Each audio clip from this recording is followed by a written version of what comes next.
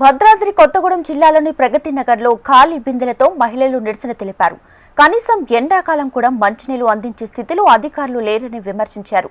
కిన్నెరసాని నీరు 15 రోజులకొకసారి చుట్టం చూపుగా వస్తుందని, మిషన్ భగీరథ పంపుల నుండి చుక్క నీరు కూడా రాక మంచినీళ్ల కోసం ఇబ్బందులు పడుతున్నారని ఆవేదన వ్యక్తం చేశారు. అధికారులు స్పందించకపోతే పెద్ద ఎత్తున ప్రజా పోరాటాలు నిర్వహిస్తామని మహిళలు హెచ్చరించారు. ఇంటికి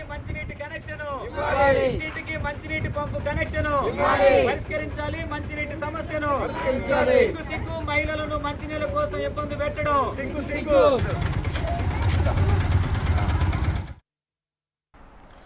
భద్రాద్రి కొత్తగూడెం జిల్లాలోని ప్రగతి నగర్లో ఖాళీ బిందెలతో మహిళలు నిరసన తెలిపారు.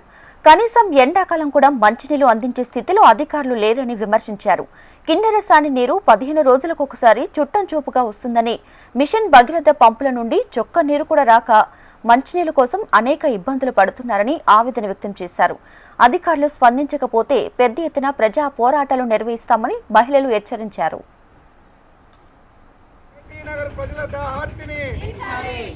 పరిష్కరించాలి. మంచినీటి సమస్యను పరిష్కరించాలి. ప్రతిరోజు కిన్నెరసాని పంపును ఇవ్వాలి.